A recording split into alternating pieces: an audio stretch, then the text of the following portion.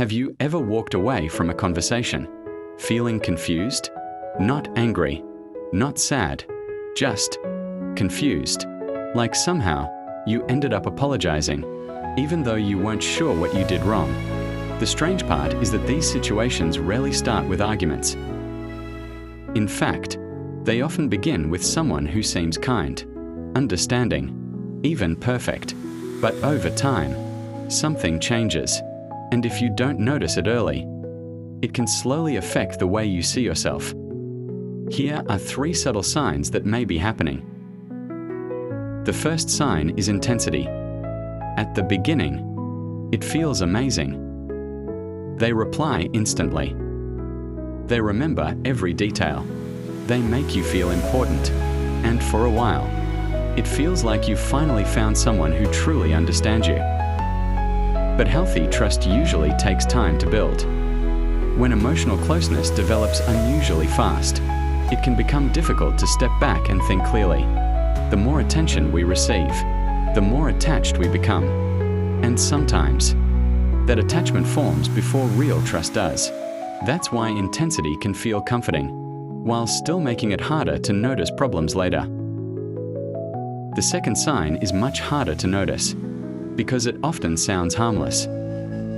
Your appearance, your personality. On its own, it doesn't seem like a big deal.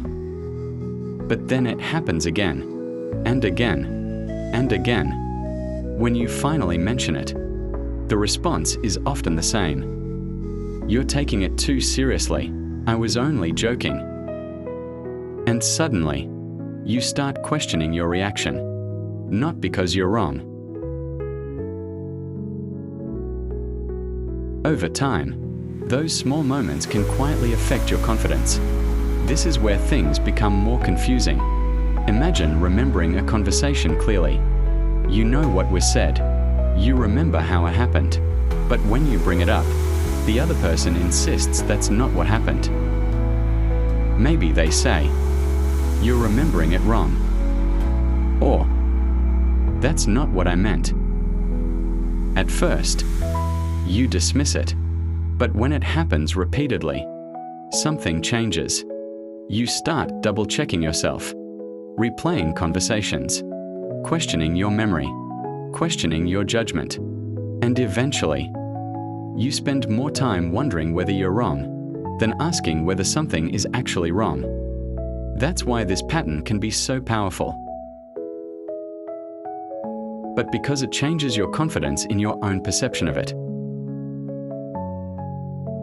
Pay attention to patterns. Anyone can have a bad day. Anyone can say the wrong thing. Does the same behavior happen again and again? Second, give yourself space before reacting emotionally. A clear mind notices things that a stressed mind misses. And third, trust evidence more than pressure.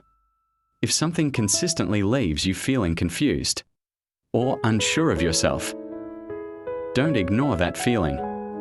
Take it seriously. Ask questions, set boundaries, and if necessary, step back and look at the situation from a distance. Because the strongest form of protection isn't winning every argument. It's keeping a clear sense of who you are and refusing to let anyone take that away.